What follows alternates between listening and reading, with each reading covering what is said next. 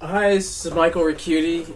I'm here with Sarah Spearin. Sarah is a good friend. I've known Sarah for a while, and I worked with her in the New England Culinary Institute as a student. And Sarah has now opened a wonderful donut shop, and it's called Dynamo Doughnuts. It's located in the Mission, the one lovely Mission in San Francisco, and I got inspired by Sarah's maple bacon donut. I thought it was fabulous, and for some weird reason, I would pull up and have a cup of coffee, and decided that I would, try to make an eggs Benedict with this maple bacon donut. So I'm here with Sarah, and we're just going to kind of go through it. But what I did was I said to Sarah, could I actually do this? Can I pop by and make this donut with eggs on it and hollandaise sauce? And she's like, whatever, sure. So she said, well, you have to be here at like 3:30 in the morning. So I ended up showing up at 3:30 in the morning with my camera and Jackie Recchiuti, my wife, and we shot stills and filmed the process.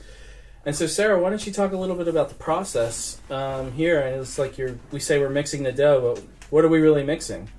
We're mixing a combination of melted shortening and butter, yeast. All of my donuts are yeast risen donuts, and of course, does that make them lighter? Excuse me. I think they're usually a lighter consistency. Cake donuts tend to be a little heavier. They're like that buttermilk donut, or right. Like the really right. Yeah. They kind of have a muffin quality. But they're also fried, right? Oh yeah. Okay. In general, yeah, it's really not a donut. Okay. It's fried, in my opinion. So then you mix the dough, and then after you mix the dough, you're actually rolling it. You're actually proofing it, and then what's happening here is it looks like you're rolling it out. Rolling out the whole amount of it and cutting it into donut size. And so you cut all these by hand. All cut by hand. That's crazy. I mean, I guess there's no real machine for it or anything. I'm sure there is a machine for it in a larger quantity, and there's probably tools everyone wants to tell me about, but these are the exact size I want, so I always do it by hand. And then your maple glaze here, I noticed we had this huge bucket of maple glaze. I mean, what's going on with that maple glaze? Is this like maple syrup and confectioner sugar and... A whole lot of confectioner sugar. A whole lot of confectioner and sugar. Maple sugar and maple syrup. And then we've got the bacon. You're cooking the bacon. So do you use a certain type of bacon? Do you like a smoked bacon, applewood? I tried a lot of bacons, a lot of different bacons, but my favorite one is from Taylor up at Fatted Calf. His is super salty, which I think goes really well with the maple. And I've stuck with him ever since. You can tell. I mean, they're fabulous. And then I'm just fascinated with this frying. I mean, I was watching this guy. I don't know what's the name of the guy. Yeah, and he was frying donuts before. How did he learn how to be so graceful with a donut? His first day with me. Really? You're frying donuts, and he's been it was here just fascinating. Since day one with me, and he's awesome now. He's incredibly really fast. Good. Incredibly fast. And now, does this glaze have to be like a specific temperature? Or? Yeah, I try and bring them all to room temperature. I make enough for 3 or 4 days at a time, and then bring it to room temperature. And I have to play with the consistency. Sometimes it can be a little thick. I just thin it out. It just runs off. Yeah. And if the donut's too hot, it'll run off. But see those little legs on the side? That's what I'm always looking for.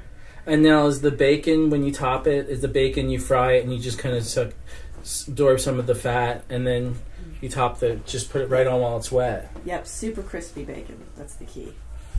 And now here's my crazy contribution to this whole thing is that for some reason, I don't know why, I just decided to kind of, accompany this maple bacon. I always say maple bacon donut with an egg and hollandaise sauce, because I don't know, I thought it was like this weird breakfast thing. I know it has nothing to do with chocolate.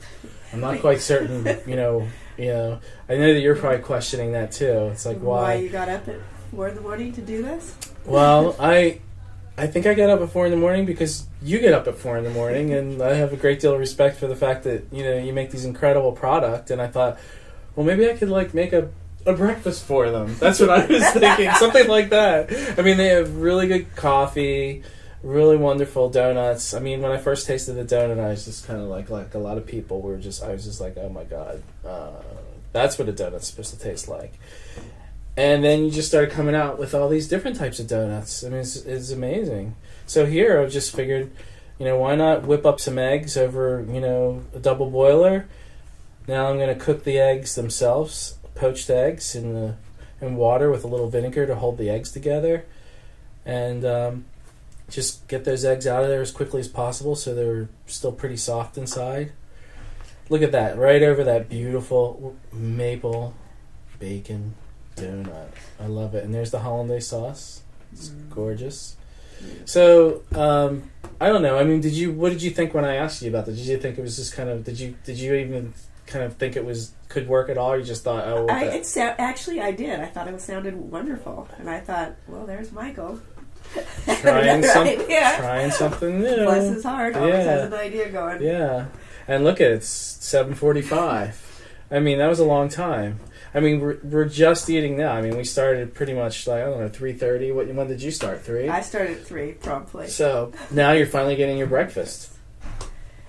And I don't know, what were you thinking? Like, you're looking at it, you're like, oh, okay, yes. Now it's actually happened. We have to actually taste it. And you're busy working. I was really excited. Very excited. Yeah. Well, you can see here we're both, kind of excited about tasting it, but then there's this pause, especially with your fork. And then there's the trash can. We realized it's not quite there yet. It's not a disaster, but it's fabulous. And then there's the donuts. They're just traveling down the road with the donut girl on her bicycle. It's donuts. It's just fascinating going to all the little shops throughout the city or wherever you take them. And that's it. That's Dynamo Doughnuts. And thank you, Sarah, for actually putting up with me and allowing me to kind of hang out and dance around you guys while you're making donuts and just go through the process. I hope we didn't get too much in the way, and I really appreciate it. Absolutely no problem. Thank you. I had a great time. Yeah.